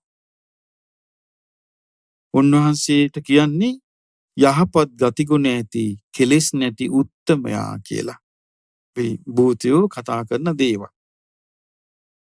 කියනවා අනේ එහෙනම් රජතුමනි ඔබ ඒ කප්පින තෙරුණාංශයට එක වස්ත්‍රයක් හරි වස්ත්‍ර දෙකක් හරි මංගුණුවෙන් පූජා කරගත්තු. ඒ පූජා කරලා මට මේ පින අනුමෝදන් කළොත් තමුන්නාන්සේට ඇස් පනා පිට පෙනේවි මට වෙනදී. මට වෙනදී ඇස් පනා පිට පෙනේවි. ලස්සනට පෙනේවි මාව හොඳට රෙදි ඇඳලා ඉන්න හැටි. රජුරු අහනවා කොයි පළාතදී භික්ෂුව ඉන්නේ? අපි කැමති ගිහින් උන්වහන්සේව බැහැ දකින්න. අපේ සැකයක් මේ අපිට තාම සැකේ තියෙනවා. රජුරු කියන අපිට මේ තාම සැකේ තියෙනවා. ඉතින් ඒ වගේම අපි මේ පින්පව් විශ්වාස දැන් නෑ කියන අපේ මේ සැකේ විචිකිච්ඡාව පින්පව් විශ්වාස නොකරන මිසදිටුව කවුරු නම් අදහගනීද? ඒ කියන්නේ මෙයා එච්චර පින්පව් අදහන කෙනෙක් නෙමෙයි මේ අම්බසක්කර කියන රජුරෝ. එතකොට මේ භූතයා කියනවා කපිනච්චනා කියන ගමේ උන්වහන්සේ ඉන්නේ. උන්වහන්සේ ඉන්නේ කොහෙද? කපිනච්චනා කියන ගමේ. හැබැයි උන්වහන්සේ වටේට දෙවිවරු ඉන්නවා. දේවතා උන්වහන්සේලා උන්වහන්සේව පිරිවරාගෙන ඉන්නේ. උන්වහන්සේට දෙවිවරු කියන්නේ සත්‍ය කියන නමින් අමතන්නේ. උන්වහන්සේ ඒ ගුරු පරපුරින් ආපු නිවන් ලබන ක්‍රමේ යුක්තව තමයි දහම් කතාව කරන්නේ. එතකොට රජුරෝ කියනවා එහෙනම් හොඳයි. මං ගිහින් ඒ ශ්‍රමණයන් වහන්සේට වස්ත්‍ර දෙකක් පූජා කරගන්නම්. උන්වහන්සේ ඒක පිළිගත්තාම ඔබ ලස්සනට රෙදි ඇඳන් ඉන්නවා මට දකින්න එහෙනම් පුළුවන් වෙන්නේ නේද කියලා අහනවා. ඊට පස්සේ කියනවා රජතුමනි එහෙමනම් නුසුදුසු වෙලාවේදී ඔබ වගේ කෙනෙක් පැවිද්දෙක්ව බලන්න යන්න එපා කියනවා. ඒකෙන්ද මේ රාත්‍රියනේ. මේ වගේ සුදුසු නැති වෙලාවක යන්න එපා. ඒක ධර්මයෙන් නෙවෙයි. සුදුසු වෙලාවේදී යන්න. ගිහින් බලන්න උන්වහන්සේ භාවනාවෙන් ඉන්න හැටි බලන්න කියනවා. රජුට හොඳයි කියලා ගියා. ගෙදරට ගියා. ගෙදර ගිහින් වතුර නාලා කෑම් බීම් කාලා ඒ රජුරුවන්ගේ තිබිච්ච පිට්ටගමෙන් රෙදි ජෝඩු 8ක් ගත්තා. වස්ත්‍ර යුගල බැගින් කීයක්ද? වස්ත්‍ර ජෝඩු 8ක් ගත්තා. අරගෙන සේවක පිරිසට දුන්නා මේවා අරගෙන දැන් යමන් කියලා. රජතුමා අර කපිනච්චනා කියන ප්‍රදේශයට ගියා. ගිහින් මහා කප්පින මහරහතන් වහන්සේව දැක්කා. උන්වහන්සේ වෙලාවේ පිණ්ඩපාතයට වැඩලා දානි වළඳලා රුක් සෙවණක සනසිල්ලේ ඉන්න වෙලාව. ඉතින් ගිහිල්ලා උන්වහන්සේට ළඟට ගිහිල්ලා සැප දුක් ඇහුවා. සැප දුක් අහලා ඒ කියන්නේ වන්දනා කළේ නෑ. සැප දුක් ඇහුවා. අහලා කිව්වා ස්වාමීනි මම මේ විශාලා මහනුවර මේ ලිච්ඡවි රජ කෙනෙක්. මට කියන්නේ අම්බසක්කර කියලා. කිව්වා ඉතින් ස්වාමීනි මම මේ ආවේ මේ වස්ත්‍ර ටිකක් අරගෙන ඔබ වහන්සේට පූජා කරගන්න. ඔබ වහන්සේට මං ගැන සතුටු නම් මේක පූජා කරගන්න. මහා කප්පින මහරහතන් වහන්සේ අර අම්බසක්කර රජුරවන්ට කියනවා ආපෝ රජතුමනි තමුන්නාන්සේගේ මාලිගාව අහලකින්වත් ශ්‍රමණ බ්‍රාහ්මණෙක් යන්නේ නෑ නෝය. ඔය මාලිගාව ඉස්සරහා කී දෙනෙකුගේ පාත්‍රා බින්දද? ශ්‍රමණයන් කී දෙනෙකුගේ සිවුරු ඉරුණද?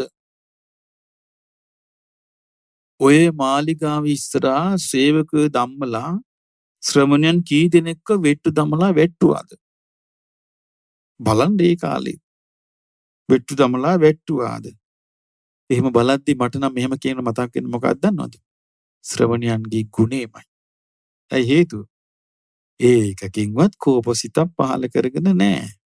දැන් මේ කාලේ පොඩි වරදක් වුණත් මොනතරම් අරගල වෙනවද නේ? චුට්ටක් වචනයක් කියෑම වුණත් ලොකුවට කේස් යනවනේ මේ කාලේ.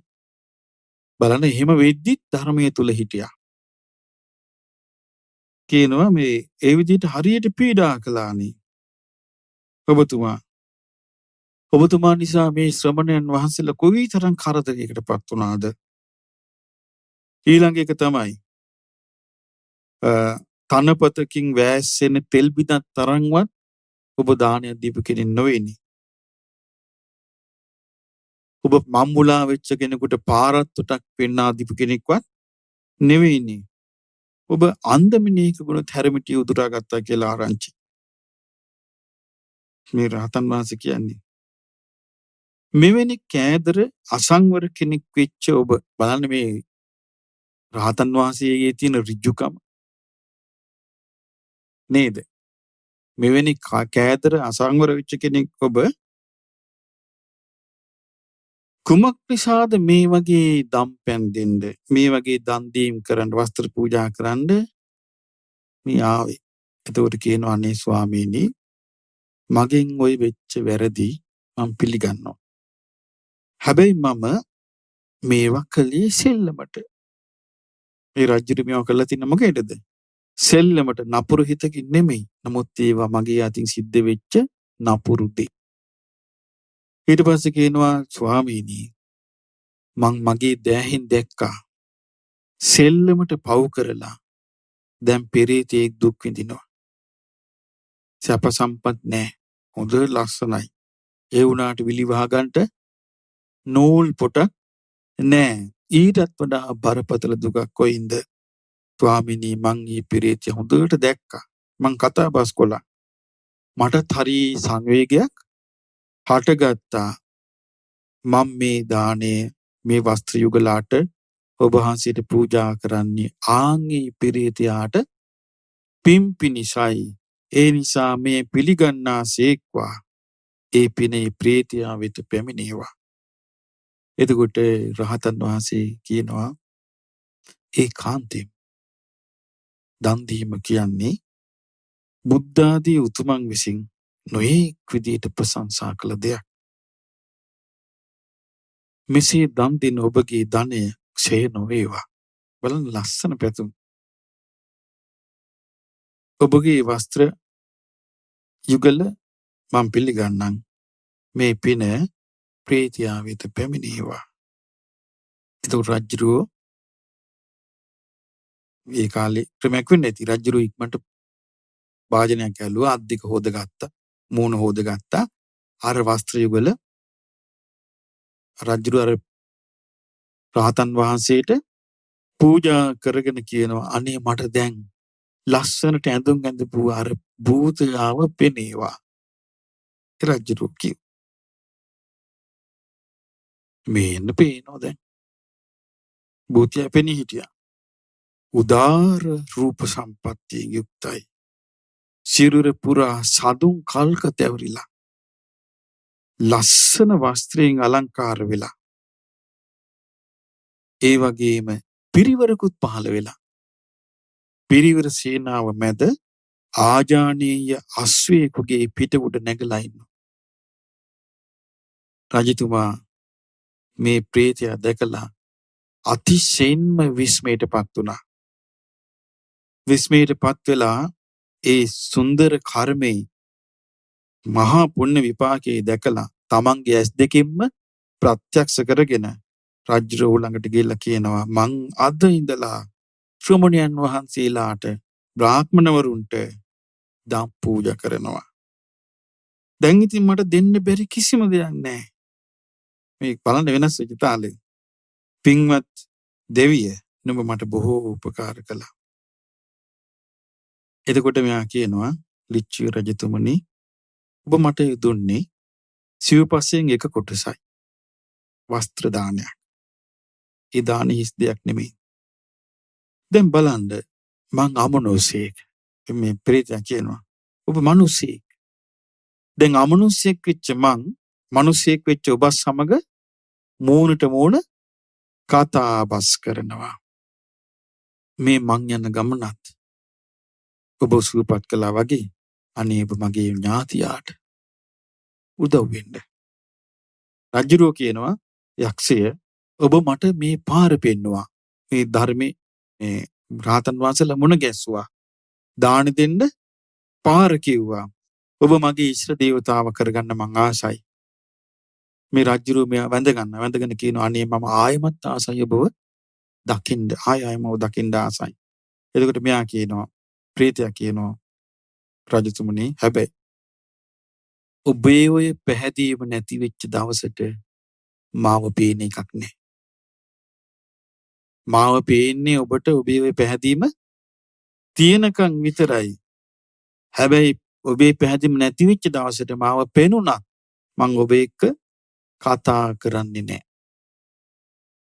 ඔබ ධර්ම ගෞරවයෙන් යුක්තව දන් දීමට ඇලි අනුන්ට අප උපකාර කරන ජීවිතයක් ගත කරලා ශ්‍රමණ බ්‍රාහ්මණයින්ට පැන්තාලියක් වගේ ඔබ දැකලා තියෙන පැන්තාලිය කියනවා පින්තාලිය කියනවා කැමති කෙනෙකුට කන්න බොන්න ඒ වගේ වුණොත් ඔබට මාව පෙනේවි. මෙයා කියනවා රජතුමනි ඔබ දැන් මාව දැකලා කතා බස් කරනවා. අනේ නිසා අපි දෙන්නාට මේ මුණට මුණ ගැහෙන්න හේතු වුණේ අර උල හිටියේ පුද්ගලයා. අනේ මේ මිනිස්යාව නිදහස් කරන්න. ඒ පුද්ගලයා උලෙන් බේරන්න. මේ උල මත ඉන්න පුද්ගලයා නිදහස් කරගත්තොත් නිදහස් වුණොත් මේ මිනිස්යා පින්දහම් කරගනීවි. පින්දහම් කරගත්තොත් නිරයට වැටෙන්න තියෙන ඉරණම වෙනස් වේවි. නිරයෙන් නිදහස් වේවි. හැබැයි ඔහුට වෙන තැනක ඉපදුනාට පස්සේ ඒ අකුසල කර්මය තව තියෙනවා. ඒක යා විසඳ ගනිවි. ඔබ ඔහු එක්කගෙන ගිහින් කප්පින මහරහතන් වහන්සේ ඉදිරියට එක්කන් ගිහිල්ලා උන්වහන්සේට මෙයාව පෙන්වන්න කිව්වා. ඊළඟට කියනවා උන්වහන්සේට එක්කන් යන්න උන්වහන්සේ දන්නේ හැමදේම කියලා දේවි. රජතුමා මේ අමනුෂ්‍යයත් එක්ක රහසේ කතා බස් කරලා පොරොන්දු වුණා. පහෝදා ලිච්ඡවිගේ රාජ සභාවට ගියා. එතන රස් වෙච්ච පිරිසට කිව්වා පින්වත්නි මම මේ කියන දේ අහන්න. මං තමුන්නාන්සේලාගෙන් එක්තරා වරයක් ඉල්ලනවා. ඒ වරය මට ලබා දෙන්න. අර වැරදිකාරයෙක් උල මත හින්දවලා තියෙනවා. දැන් එහෙම හින්දවලා 20 දවසක් ගෙවුණා. ඒ උල මත දවස් කීයක්ද? දවස් 20ක්. දවස් 20ක් ගෙවුණා. හැබැයි ඔහු ආණ්ඩුවට වැරදි කරපු කෙනෙක් නෙමෙයි. ඔහු ආණ්ඩුවට හිතුවා. ඒ නිසා දැන් ඔහු ජීවත් වෙන්නෙත් නැහැ. හැබැයි ඔහු මැරිලත් නැහැ. මං ඔහු නිදහස් කරනවා. මේකට මේ සභාවේ අනුමැතිය දෙන්න කිව්වා. එතකොට ඒ සභාවේ අනුමැතිය ලැබුණා. රජුරු එතන ඒ ප්‍රදේශයට ගිහිල්ලා මේ පුරුෂයාව උලෙන් නිදහස් කළා. උලෙන් ගලවලා ගත්තා. ඒ කාලේ බෙහෙත් වර්ගයක් තියෙන්නේ. ඉතින් මේ වගේ වෙච්ච වෙලාවක පිට වෙන්නේ. වෙද මහත්තුරුත් එක්කන් ආවා. බෙහෙත් කෙරෙව්වා. බෙහෙත් කරලා සුවපත් කළා. සුවපත් කළා. මහා කප්පින මහරහතන් වහන්සේ ළඟට එක්කගෙන ගියා. දැන් මේ මැදිහත් වෙන්නේ කවුද? රජුරු එක්කගෙන ගියා. රහතන් වහන්සේ ඉදිරියට ගිහිල්ලා කියනවා ස්වාමීනි මේ ඉන්නේ හොල්ල මත ඉඳපු පුරුෂයා මේ ඉන්නේ. මෙයා නිසා තමයි අපි අර භූතයත් එක්ක හිතවත් උනේ. මෙයා බොහොම දරුණු වැඩ කරපු එක්කෙනෙක්. නමුත් දැන් මෙයා විසිරයක් කියන්නේ රාත්‍රී 20ක් නොමැරී හිටියා. හැබැයි ජීවත් වුනේ නැහැ. දැන් අපි නිදහස් කළා ආවේ මේ අමනුෂ්‍යයාගේ කීමටයි මම මේ ඔක්කොම කරන්නේ. අනේ ස්වාමිනී මොහුට නිරයෙන් වළකින්න උදව් කරන්න. ඊට පස්සේ ස්වාමිනී මේ වගේ දෙයක් තියෙනවා නම් අපිට කියා දෙන්න අපි කරුණු සහිතව විශ්වාස කටයුතු විදියට කියන දේ අහනවා. මෙලොව කරපු ඒ කර්මයන්ගේ විපාක නොවින්ද ගෙවලා විනාශ වීමක් නැද්ද? අප්‍රමාදීව ධර්මයේ හැසිරෙන කෙනාට නිරයෙන් නිදහස් වෙන්න පුළුවන්. හැබැයි ඒ කර්ම වෙන භවයක ඉපදිලා විනිශ්චය සිද්ධ වේවි. ඒකේ නිදහස් වුණත් මනුස්ස ලෝකෙට ආවත් ඒක විඳින්න සිද්ධ වේවි. ඊට පස්සේ කියන අනේ ස්වාමීනි මේ මා කෙරේ අනුකම්පා කරන්න මටත් අවවාද කරන්න. එතකොට මාත් නිරයෙන් නිදහස් වේවි. කවුද ඒක කියන්නේ? රාජ්‍යරෝ කියනවා අනේ මටත් අනුකම්පා කරන්න මාත් නිරයෙන් නිදහස් වේවි. එතකොට මහරහතන් වහන්සේ වදාලා එහෙනම් රජතුමනි කල් ගන්න එපා. අදම සීත පහදවාගෙන භාග්‍යවතුන් වහන්සේව සරණ යන්න කියලා කිව්වා. ඊට පස්සේ කිව්වා ඒ ශ්‍රී සත්‍ය ධර්මයන් සරණ යන්න. ආර්ය ශ්‍රාවක සංඝ රත්නයත් සරණ යන්න. පංචශීලය සිදුරු නැතුව පැල්ලන් නැතුව ආරක්ෂා කරන්න. සිදුරු නැතුව පැල්ලන් නැතුව ආරක්ෂා කරගන්න. ඊට පස්සේ කිව්වා රජතුමනි මෙහෙමයි කිව්වා. වහ දැම්මම අදිෂ්ඨාන කරගෙන රජුරුවේ කල්ලි දඩයන් යනවා එම කරනවා නේ. අදම සතුන් මැරීමෙන් වළකින්න කිව්වා. සොරකම කරන්න එපා කිව්වා. මත්පැන් බොන්න එපා කිව්වා. ඉතින් මේ රහතන් වහන්සේ වදාලා මත්පැන් බොන්න එපා. බොරු කියන්න එපා. තම බිරිඳකින් පමණක් සතුටු වෙන්න. ඒක නිතර මේක කියන එක. තම බිරිඳගෙන් පමණක් සතුටු වෙන්න. ওই විදිහට තිසරණය සිල්පද 5 ආරක්ෂා කරගෙන සාමාන්‍ය ජීවිතය ගෙවලා පොහොයට උපෝසතේ රකින්න. ඔන්න රහතන් වහන්සේලා ඒ කාලේ කියාපු දේවල්. පොහොයට උපෝසතේ රකින්න. එයින් බොහෝ සැප විපාක ලැබෙනවා.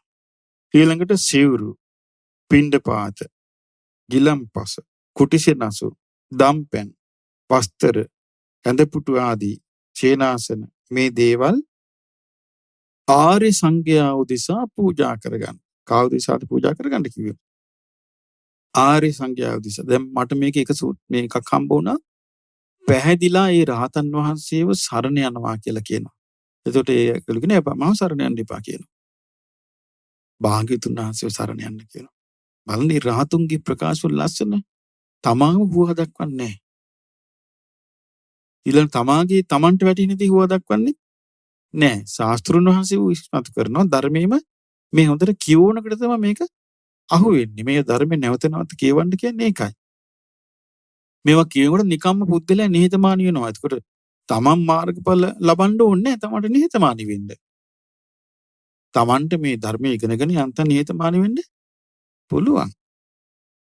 ඊට පස්සේ කියනවා බලන්න කොච්චර ලස්සනද කියලා මේ කියනවා සිල්වත් විතරාගී බහුශ්‍රුත සංඝයා ඉන්නවා. උන්වහන්සේලාට දානමානදී උපස්ථාන කරන්න. ඒකෙන් හැමදේම පිං වැඩෙනවා. මේ ආයුරින් අප්‍රමාදීව ධර්මයේ ඇසිරෙන්න. දිවාරය දෙකේම ධර්මයේ ඇසිරෙන්න. එතකොට මේ තැනත්තා නිරේ නිදහස් වෙනවා. හැබැයි ඒ කර්මයේ වෙන භාවයක ඉපදිලා විඳින්න වේවි. ඒක දැන් මේ ආත්මේ ඒ ආත්මේ නිරේ නිදහස් වෙනවා. පරිමත් යන්නේ නැහැ නිරේට. විඳින්න වේ කියනවා. එතකොට මේ පුද්ගලයා කියනවා ඒ වෙලෙම බුදුරජාණන් වහන්සේව සරණ ගියේ. ඒ වෙද්දි බුදුරජාණන් වහන්සේ ජීවමාන වැඩ ඉන්නවා. මේ සිද්ධිය මේ වෙද්දි. උන්වහන්සේ සවැත් නුවර ඉන්නවා. කියන මම ශ්‍රී සද්ධර්මය සරණ යනවා. මම ආර්ය ශ්‍රාවක සංඝ රත්නයත් සරණ යනවා. ඒ වගේම මම සිදුරු නැතුව පැල්ලන් නැතුව පංචශීලයේ සමාදන් වෙනවා. එතකොට දැන් ඔබ දකින්න ඇති මේ පසුගිය දවස්වල රේඩියෝ එකේ කිව්ව නිතර බීලා වාහන පදවන අය ගැන. නිතර දැන් කියනවා පාරේ යන අයවත් අල්ලනවා. බීපු අය ටීවීලර් වල, බයික් වල, වාහන වල යනවා. බලන්න මේ භාග්‍යතුන් වහන්සේගේ ධර්මයේ ශ්‍රාවකයෝ හැටියට කිසි ප්‍රයෝජනයක් ගන්න නැතුව මේ ධර්මයෙන් කිසි උපකාරයක් ගන්න නැතුව කිසි පිළිසරණක් ගන්න නැතුව හරියට නිකන් ඒක මේ හිරු මඩල තියෙද්දි සඳ මඩල තියෙද්දි ඇසුත් තියෙද්දි ඇස් වහගෙන යනවා වගේ. ඇස තිබුණාට ඇස වහගෙන නම් යන්නේ ඉතින් වැඩක් නැහැනේ. ඒ වගේ ඒක සංවේග ජනක මොනවා කරන්නද? මෙයා ඉක්මනින්ම සතුන් මැරීමෙන් වළකිනවා කිව්වා. සොරකම් කිරි වළකිනවා. මේ පංචශීලී සමාදන් වෙලා ඊට පස්සේ රජුරෝ බොහෝම මේ දම්පැන් දෙන්න පටන් ගත්තා.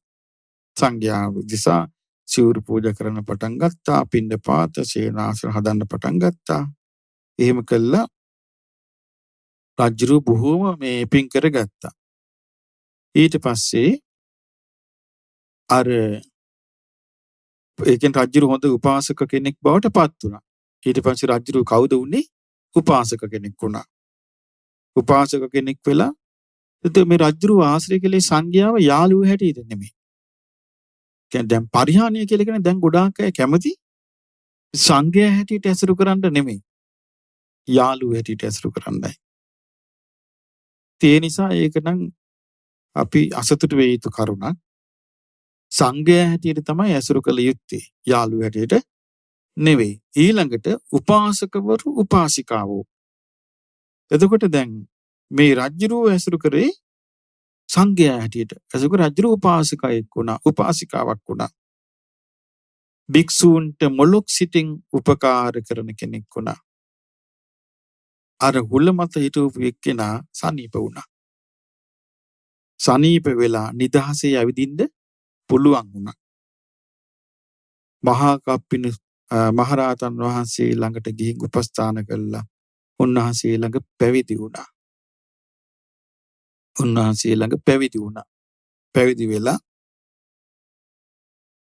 රජ්ජුරුවොත් දැන් මේ උපාසකත් එක්ක ආශ්‍රයයට වැටුණා. ඒ කියන්නේ උලහිතුපු එක්කෙනත් එක්ක. ඒ දිනම ධර්මය අහලා රජ්ජුරුව සෝවාන් ඵලයටපත් වුණා. දැන් බලන්න අර වගේ හිටපු රජ්ජුරුව සෝවාන් ඵලයටපත් වුණා. උලහිතුපු එක්කෙනා ඒ රහතන් වහන්සේගේ උපකාරය නිසා රහතන් වහන්සේ නමක් වුණා.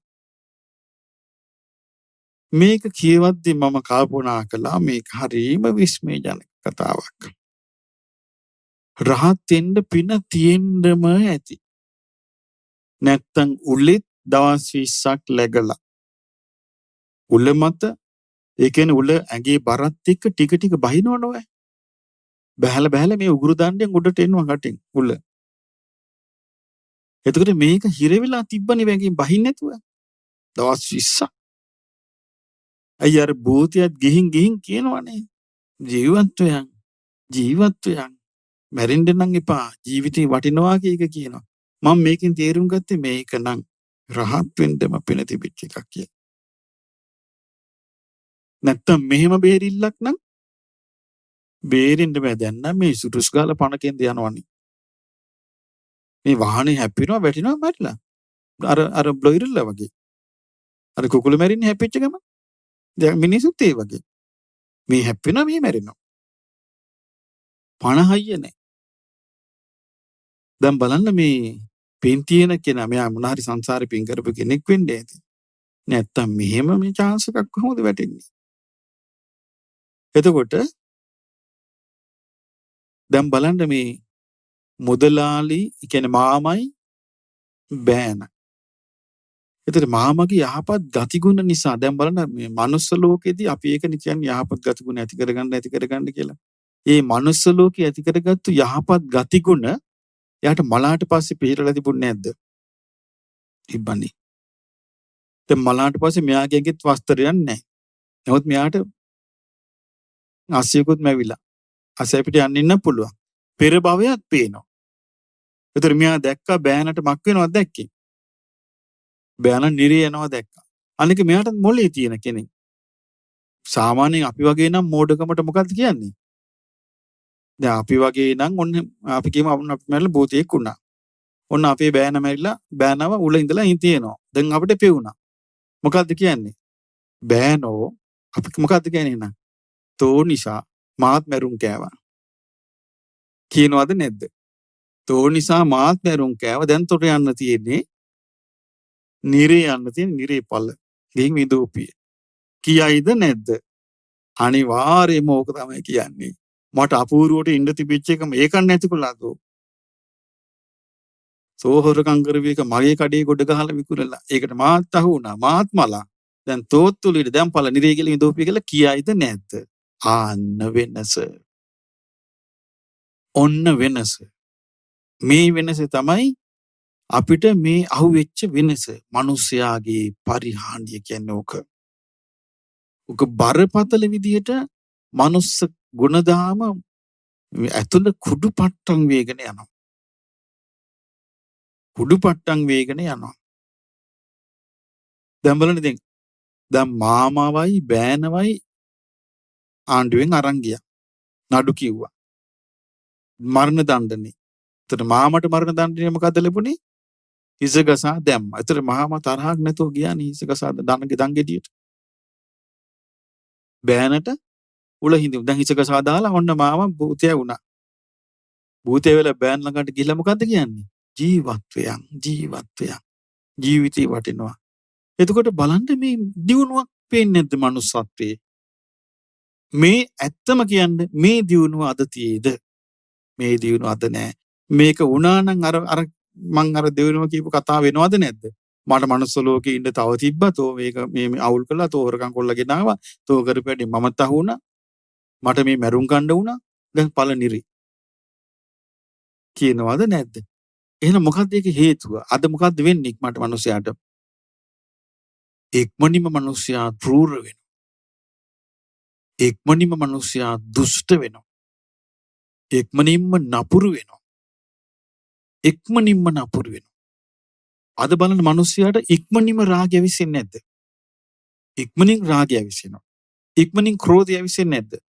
ඉක්මනින් ක්‍රෝධය විසිනවා. ඉක්මනින් මුලා වෙන්නේ නැද්ද? ඉක්මනින් මුලා වෙනවා. අද කෙනෙක් පහදවන්නත් ඉක්මනින් පහදවන්න පුළුවන්.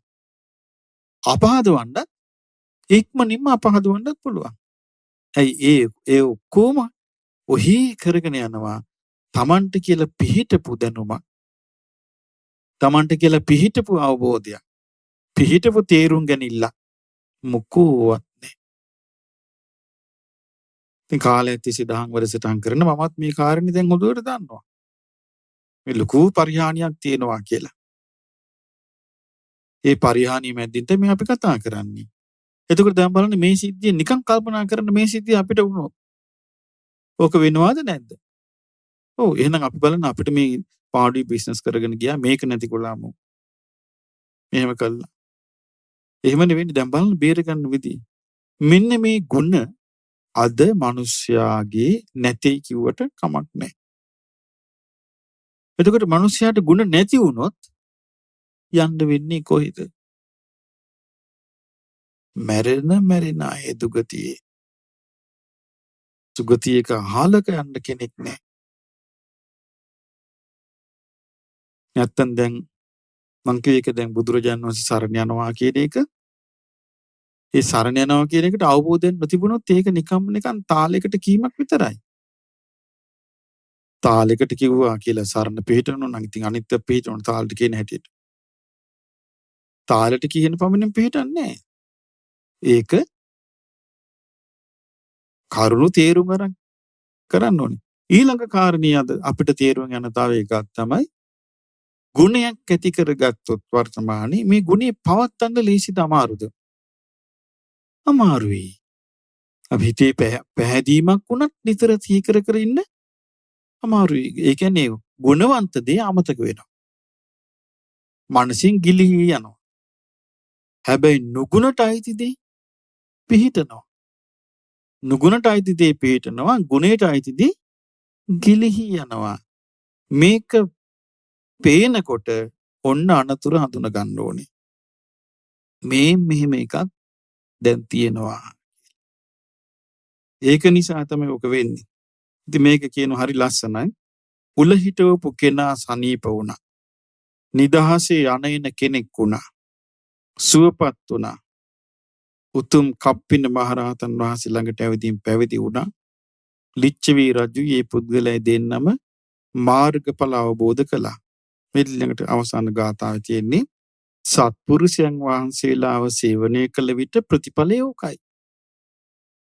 සත්පුරුෂයන් වහන්සේලා සේවනය කළ විට ප්‍රතිඵලය ඕකයි. ජීවිතාවබෝධය ඇති සත්පුරුෂ ආශ්‍රයේ මහත් ඵල ලබා දෙනවා. කුලමත වුන් පුරුෂයා රහත් ඵලයටපත් වුණා. අම්බසක්කර රජතුමා සෝවාන් ඵලයටපත් වුණා. බලන්න එතකොට බුදුරජාණන් වහන්සේ පහළ වෙලා මේ ධර්මය දේශනා නොකරනද අපිට මේක කිසියම් ආකාරයකින් විසඳා ගන්න පේනතික් මානි විසඳුමක් නැහැ. පේනතික් මානි නැහැ. මේක කියා දෙන්න කිසිම කෙනෙක් නැහැ. දැන් නම් ඉතින් මහමෙවුනාවෙන් අපි ධර්මයේ කියපු නිසා දැන් කොහිනුත් මේ ධර්මය ඇහෙනවා. මහමෙවුනාව දාන්න ඉස්සෙල්ලා තිබිච්ච ධර්ම ප්‍රචාරය මේකයි අතර පරිශීලනයක් කරන කෙනෙකුට ඔන්න හොඳ අවස්ථාවක්. එතකොට ඒක කොහෙන්ද මේ ධර්ම ප්‍රචාරය ඉස්මතු වුනේ කියන එක දන්නෝ දනිති. දෙවියොත් දනිති. ඒ නිසා මේ දුර්ලභ අවස්ථාවක් මේ ධර්මය අහන්න ලැබෙන. දුර්ලභ අවස්ථාවක්. මේ දුර්ලභ අවස්ථාවේ අපට මේ ලැබිච්ච මනුස්ස ජීවිතය සාර්ථක කරගන්නට ඒ කියන්නේ මං කිව්වේ අපි දියුණු වෙන්න ආසයිනේ. මේ දියුණු වෙන්න ආස කෙනාට තියෙන්න ඕනේ තව එකක්. මොකද්ද? දියුණු වෙන්න ආස නම් තව එකකට ආස නැති වෙන්න ඕන. මොකේද? පිරිහෙන්න. පිරිහෙන්න ආස නැති වෙන්න ඕනේ. දියුණු වෙන්න ආස කෙනා. පිරිහෙන්න හේතු වෙන දේවල් තියෙන්නේ Taman ළඟ නම්. Taman ළඟ තියෙන කරුණ වලින් නම් පිරිහීම උපද්දවලා දෙන්නේ. පිරිහීම ඇති කරලා දෙන්නේ. එහෙනම් Taman ළඟ Tamanව හානි කරන දේවල්, Tamanට හානි කරන දේවල් Taman ළඟ තියෙනවායි කියන එක Tamanට පේන්න ඕන. Tamanට වැටහෙන්න ඕනේ. මොනවද? මං අර කිව්වේ ඊර්ෂ්‍යාව හටගන්න හිතේ. නමුත් හිතේ හටගන්න ඊර්ෂ්‍යාව ඊට පස්සේ වැඩ කරන්නේ කොහෙද? ඇසේ. ඊට පස්සේ හිතේ හටගන්න ඊර්ෂ්‍යාව වැඩ කරන්නේ කන්නේ. හිතේ හටගන්න ඊර්ෂ්‍යාව වැඩ කරන්නේ නාසයේ. ඊට පස්සේ මේ දිවේ. හිතේ හටගන්න ඊර්ෂ්‍යාව වැඩ කරනවා කයේ. ඊට පස්සේ මේ ආශ්‍රයෙන් හිතනවා. එතකොට මිනිස්සෙක් සාමාන්‍ය ගයක් හදුවත් මෙයාට පේන්නේ ඒක මහා බංගලාවක් වගේ.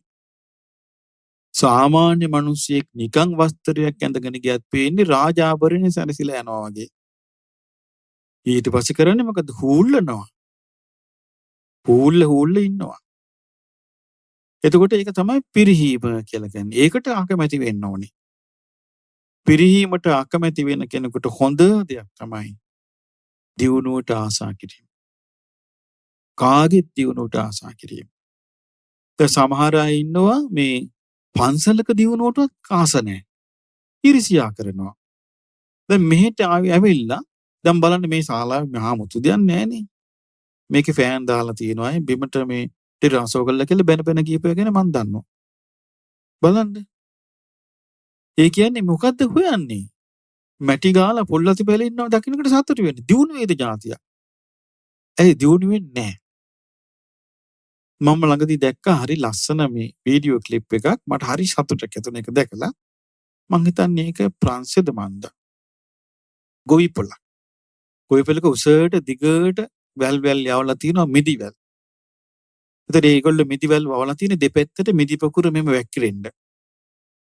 එතකොට ඒ උස ඒගොල්ලෝ මැෂිමක් හදලා දෙපැත්තෙන් රෝද තියෙනවා මේ වැල්ල උඩින් අර බුල්ඩෝසර් වල ඉතින් අර මේ ඉස්සරහා ඩයිවර් ඉන්නේ ඒ වගේ එකක් උඩ තියෙනවා. එයා ඒක පදවගෙන යනවා වැල ඇතුලේ. ඒතකොට වැල යට තියෙනවා මෙයා මේ උඩින් යනවා මේක පදවගෙන හිමෙන් යනකොට ඒකෙන් අඬ වලින් අල්ලලා අර අතු හොල්ලනවා මෙහෙම කිසි ගා. එතකොට ඒ ඔක්කොම මිදි ටික වැටෙනවා අර භාජන වලට. මෙහෙම ගිහිල්ලා ඉවරලා ලොකු මේ ටේලර් එකකට මිදි ඔක්කොම වැටෙනවා. හලනවා. ඉතින් මං බලන සතුටු අනේ මිනිස් කොච්චර ලස්සනට හිතලාද? කොච්චර හොඳට කල්පනා කළාද? ඉතින් ඔය ඥානේ හුළඟවත් වෙදිලා අපට. මොකෝ නැහැනේ. ඒකනේ අර මට මතක කුමාරතුංග මුනිදාසයන් කිව්වා අලුත් දෑ නොතකන ජාතිය ලොව නොනගී සිඟා කෑම බැරි වුණ තැන ලගී ගයා මරගී. ඇයි හිතන්න බෑ කවුරු කෙනෙක් ලස්සනට මට මේ සම්බුද්ධ මාලිගා හදන කාලේ බැන්නීම හාමුදුරුවෝනේ කොච්චරනම් ගැරහෙව්වද මේ රත්තරන් පාට ගානවා කියලා. දැන් ඔය අපූර්වට ගන්න හැමතැනම රත්තරන් පාට. මේ මොකද්ද මේ ඊර්ෂ්‍යාව? ඊර්ෂ්‍යාව කියන්නේ පරිහානීය කරුණක්. ක්‍රෝධය කියන්නේ පරිහානීය කරුණක්.